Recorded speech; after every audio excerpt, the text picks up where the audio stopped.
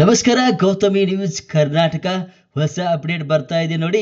ಇಂದು ಜಮಖಂಡಿಯಲ್ಲಿ 2024-25ನೇ ಸಾಲಿನಲ್ಲಿ ಎಸ್ಎಸ್ಎಲ್ಸಿ ಹಾಗೂ ಪಿಯುಸಿ ಪರೀಕ್ಷೆಯಲ್ಲಿ ಅತಿ ಹೆಚ್ಚು ಅಂಕ ಗಳಿಸಿದ ಜೈನ ಪ್ರತಿಭೆಗಳನ್ನು ಹಾಗೂ ವಿವಿಧ ಕ್ಷೇತ್ರದಲ್ಲಿ ಸಾಧನೆ ಮಾಡಿದ ಸಾಧಕರಿಗೆ 9ನೇ ಜೈನ ಪ್ರತಿಭಾ ಪುರಸ್ಕಾರ ಅದ್ದೂರಿಯಾಗಿ ಜರುಗಿತು. ಮುಂದಿನ ಸುದ್ದಿಯೊಂದಿಗೆ ಸಿಗೋಣ. ನಮಸ್ಕಾರ, ಗೌತಮಿ ನ್ಯೂಸ್ ಕರ್ನಾಟಕ. ಸಂಪಾದಕರು ಭರತೇಶ್ ಪಾಂಡಕಳವರ್, ಜಮಖಂಡಿ.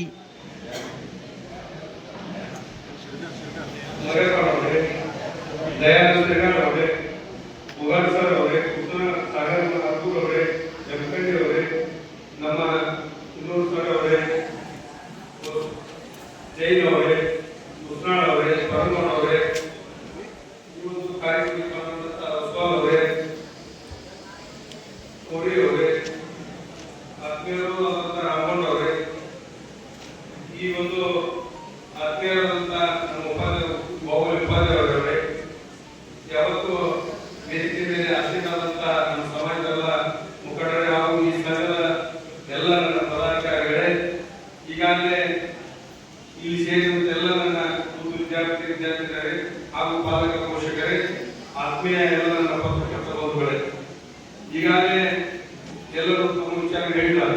ನಡೆದು ಬಂದಾರೆ, ಉಗಾಸರು ಹೇಳಿದ್ದಾರೆ, ನಮ್ಮ ಬಸವಪ್ಪರು ಹೇಳಿದ್ದಾರೆ. ಅದರ ಜೊತೆಗೆ ವಿಶೇಷವಾಗಿ ಈ ಸಂಘಟನೆ ಈಗಾಗಲೇ ಸುಮಾರು ವರ್ಷಗಳನ್ನು ಕಟ್ಟಿ ಬಂದಂತದ್ದಾರೆ. ಯಾಕಂದ್ರೆ ಇದು ವಿಶೇಷವಾದಂತಹ ಪದ್ಧತಿ ಅನುಸರಿಸಬೇಕಾಗ್ತದೆ. ನಾವು ಮೊದಲ ಅಲ್ಲಿಂದಲೇ ಪಟ್ಟಿ ಹಾಕಿ ಸ್ವಲ್ಪ ವ್ಯವಸ್ಥಿತವಾಗಿ ಮಾಡತಕ್ಕಂಥ ಒಂದು ವ್ಯವಸ್ಥೆ ನಮ್ಮ ಸಿದ್ದು ಹುರುಳಿ ಸರ್ ಅವರು ಕುಡ್ಕೊಂಡು ಮೊದಲ ನೀವು ನಮ್ಮ ಸಂಘಟನೆ ಒಂದು 55-25 ಟಿಕೆಟ್ ಮಾಡಿದ್ರು. ನಂತರ ಬಂದೋಬಸ್ತ್ ಮಾಡಿದ್ರು.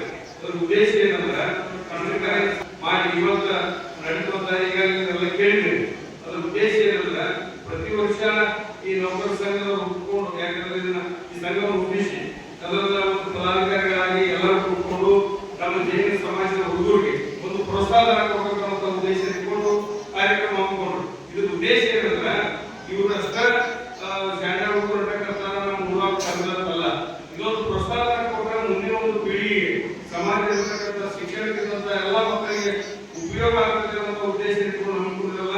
ಮೊದಲನೇದಾಗಿ ವಿಶೇಷವಾಗಿ ನಮ್ಮ ಈ ಸಂಸ್ಥೆ ನೌಕರರ ಅಧ್ಯಕ್ಷ, ಉಪಾಧ್ಯಕ್ಷ, ಸರ್ವ ಸದಸ್ಯರಿಗೆ ಸಮಾಜ ವತಿಯಿಂದ ನಾನು ಅವರಿಗೆ ಅಭಿನಂದನೆ ಸಲ್ಲಿಸ್ತಾ ಇದ್ದೇನೆ. ಅದರ ಜೊತೆಗೆ ವಿಶೇಷವಾದಂತಹ ಅಭಿನಂದನೆಯನ್ನ ನಮ್ಮ ಸಿದ್ದು ಸಲ್ಲಿಸ್ತಾ ಇದ್ದೇನೆ. ಯಾಕಂದ್ರೆ ಇದು ಒಂದಕ್ಕೆ ಈ ನೌಕರ ಸಂಘದ ಇವತ್ತು ವಿಶೇಷವಾಗಿ ಪ್ರತಿ ವರ್ಷ ಈ ಕಾರ್ಯಕ್ರಮ ನಡೀಲಿಕ್ಕೆ ಅನುಕೂಲ ಮಾಡ್ಕೊಂಡು ಅಂದ್ರೆ ಪ್ರತಿ ವರ್ಷ ಯಾರೋ ದುಡ್ಡು ಕೂಡಿಸೋದು ಬೇಡ, ಅದನ್ನು ಕೂಡಿಸಿದಂತ ಬಡ್ಡಿ ಒಳಗಿನ ಈ ಒಂದು ವ್ಯವಸ್ಥೆ ನಡ್ಕೊಂಡು ಹೋಗ್ಬೇಕನ್ನೋ ವಿಚಾರ ಇಟ್ಕೊಂಡು, ಅದ್ರ ಜೊತೆಗೆ ಇಲ್ಲಿ ಇರ್ತಕ್ಕಂಥ ನಮ್ಮ ಈ ಸಮಾಜದಲ್ಲಿರ್ತಕ್ಕಂಥ ಈ ನಮ್ಮ ಸರ್ಕಾರಗಳಿಗೆ ಹೋಗ್ತೈತಿ, ಕಮಿಟಿಯವರಿಗೆ ಹೋಗ್ತೈತಿ, 108 ತೊಂದರೆಗಳನ್ನ ಎಲ್ಲವನ್ನೂ ಸಹಿತ ಸರಿಪಡಿಸಿ ಇವತ್ತಿಗೆ ಈ ಸಿಸ್ಟಮೆಟಿಕ್ಕಾಗಿ ಗೌರವಕ್ಕೆ ಇರ್ಬೋದು, ಸಮಾಜ ಒಕ್ಕಟ್ಟು ಇರ್ಬೋದು, ಅದಕ್ಕೆ ವಿಶೇಷವಾದಂತ ಕಾಳಜಿ ವಹಿಸಿದಂತ ಸಿದ್ದು ಸರಿಗೆ ಸಮಾಜದಿಂದ ವಿಶೇಷವಾದಂತಹ ಅಭಿನಂದನೆ ಸಲ್ಲಿಸುತ್ತೇನೆ.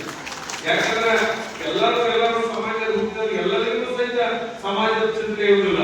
ಚಿಂತನೆ ಮಾಡುವಂತವ್ರು ಕೆಲವರು ಇದ್ರೆ, ಚಿಂತನೆ ಮಾಡದಂತವ್ರು ಕೆಲವರು ಇರ್ತಾರೆ.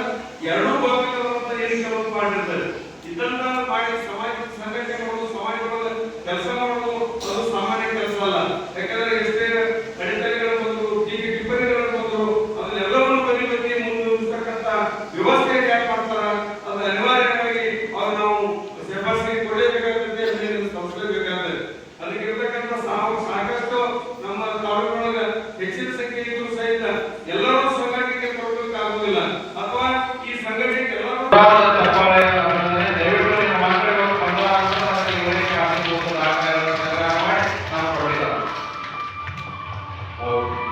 ಧನ್ಯವಾದಗಳು. ಲಕ್ಷ್ಮಿ ಡಿಜಿಟಲ್ ಮಾಲೀಕರಾಗಿರ್ತಕ್ಕಂತಹ ಆರ್.ಪಿ. ನ್ಯಾಮಗೌಡರು ಹಾಗೂ ಅವರ ಸಹೋದರರು ಪ್ರತಿಶತ 190 ಅಂದ್ರೆ ಇನ್ನ 10% ಅವರು ಪೂರ್ತಿ 100ಕ್ಕೆ 100ರಷ್ಟು ಮಾಡಿದಂತ ವಿದ್ಯಾರ್ಥಿಗಳು ಇದ್ರಾಗ ನಿಮ್ಮ ಮ್ಯಾಲ ಬಹಳಷ್ಟು ಭರವಸೆ ಮತ್ತು ನಿಮ್ಮ ಮ್ಯಾಲ ನಮಗೆ ಸಾಕಷ್ಟು ವಿಶೇಷವಾದಂತಹ ಆಸಕ್ತಿ ಐತೆ ಅಂತ ಹೇಳಿ ನಾನು ಈ ಮುಖಾಂತರ ಹೇಳ್ತೇನೆ. ವಿದ್ಯಾರ್ಥಿಗಳಲ್ಲಿ ಬರೀ ಈ ಸಾರಿ 68 ಜನ ಅಂಥ ವಿದ್ಯಾರ್ಥಿಗಳಿಗೆ ತಂದಿದ್ದೀರಿ. ದಯವಿಟ್ಟು ವಿದ್ಯಾರ್ಥಿಗಳು ಮಾತ್ರ ಸ್ವಲ್ಪ ಲಕ್ಷಿಸ್ಕೊಂಡ್ರೆ ಸಾಕು. ನಿಮ್ಮ ಮೇಲೆ ಇರತಕ್ಕಂಥ ದೊಡ್ಡ ಜವಾಬ್ದಾರಿ, ಸಾಮಾಜಿಕ, ಶೈಕ್ಷಣಿಕ, ಸಮೂಹದ ಎಲ್ಲ ಜವಾಬ್ದಾರಿ ಈ ಪ್ರತಿಭಾವಂತ ವಿದ್ಯಾರ್ಥಿಗಳಿಗೆಲ್ಲ ಇದೆ. ಅದಕ್ಕಾಗಿ ನಾನು ಎರಡು ಮಾತುಗಳಲ್ಲಿ ಹೇಳ್ತೀನಿ. ಇವತ್ತು ಶಿಕ್ಷಣ ಅಂತಂದ್ರೆ ಮೌಲ್ಯಗಳನ್ನು ಕಲಿಸಬೇಕಾಗಿತ್ತು. ಬರೀ ಮಾರ್ಕ್ಸ್ಗಳನ್ನಲ್ಲ, ಅಂಕೆ ಸಂಖ್ಯೆಗಳನ್ನಲ್ಲ, ಜೀವನದ ಮೌಲ್ಯಗಳನ್ನು ಕಲಿಸುವಂತ ಶಿಕ್ಷಣ ಇವತ್ತು ನಮ್ಗೆ ಬೇಕಾಗಿದೆ. ನಿಮಗೆ ಎಷ್ಟು ಜನ ಗೊತ್ತಿಲ್ಲೋ ಏನೋ, ಕಳೆದ 2 ತಿಂಗಳಿಂದ ಒಂದು ಪೇಪರ್ನಲ್ಲಿ ಸುದ್ದಿ ಬಂದಿತ್ತು.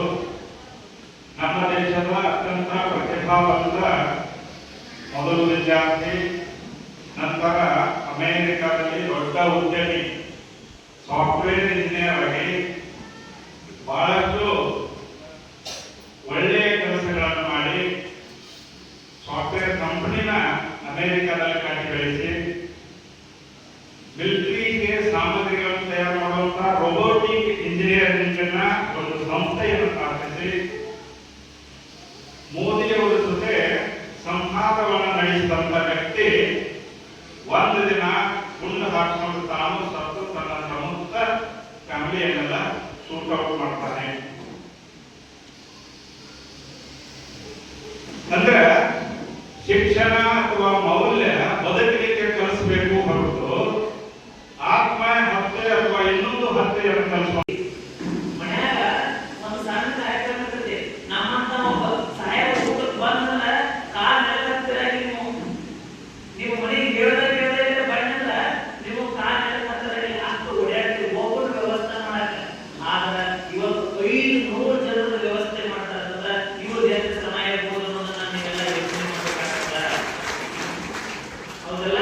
ಅದಕ್ಕೆ ನನ್ಗೆ ಬಹಳ ಖುಷಿ ಅನ್ನೋದು ಏನಂತಂದ್ರೆ ಬಸವ ಆಗೋದ ಈ ಕಾರ್ಯಕ್ರಮದ ವಿಶೇಷ ಏನಂತಂದ್ರೆ, ಈ ಕಾರ್ಯಕ್ರಮದ ವಿಶೇಷ ಏನಂತಂದ್ರೆ ಅಧ್ಯಕ್ಷರು ಕೆಳಗೆ, ಉಪಾಧ್ಯಕ್ಷರು ಕೆಳಗೆ, ಸರ್ವ ಸದಸ್ಯರು ಕೆಳಗೆ.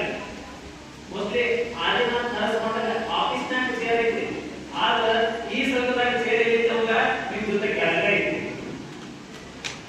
ಈ ಕಾರ್ಯಕ್ರಮದ ವಿಶೇಷತೆ ನೀವು ಬೇಕಾದಂತ ದೊಡ್ಡ ಸಹಾಯಕರೇ ಈ ಕಾರ್ಯಕ್ರಮದಾಗ ಉಪಾಧ್ಯಕ್ಷರು ಕೆಳಗೆ. ಹೌದಾ? ಅಂದ್ರ ನಮ್ಮ ಅತಿಥಿ ದೇವೋಭವ, ಹೌದಾ? ದತ್ತಿದಾನವನ್ನು ಕೊಟ್ಟವರಿಗೆ ಪರಸ್ಪರ ಇದೆ ನಮ್ದು. ಈ ಮನಸ್ಥಿತಿ ಯಾಕೆ ಬರ್ತದೆ? ಅದನ್ನ ಮಕ್ಕಳು ಇರ್ತಾರ ಇಲ್ಲ, ಅವ್ರ ಮಕ್ಕಳು ಯಾರಲ್ಲ, ಆದ್ರೂ ಅವ್ರ ಕಾರ್ಯಕ್ರಮ ಸಮಿತಿ ಮಾಡ್ತಾರೆ. ಬಸ್ಸು ಇಲ್ಲ, ಹೌದಾ? ಇದನ್ನೆಲ್ಲ ತಾವು ಯೋಚನೆ ಮಾಡಬೇಕು. ಈ ದಿಶೆಯೊಳಗೆ ಏನಂತಾರೆ, ಈ ಕಾರ್ಯಕ್ರಮದಲ್ಲಿ ತಾವೆಲ್ಲರೂ ಭಾಗಿಯಾಗ ಅವರು ಇದೇ ರೀತಿಯಾಗಿರ್ತಕ್ಕಂಥ ಸಹಾಯ ಸಹಕಾರವನ್ನು ಎಲ್ಲರಿಗೂ ನೀಡಿ तुम्हारी बदौलती ಬಂಧುಗಳೇ, ಸಿದ್ಧತೆಯಲ್ಲಿರಬೇಕು ವಿದ್ಯಾರ್ಥಿಗಳು.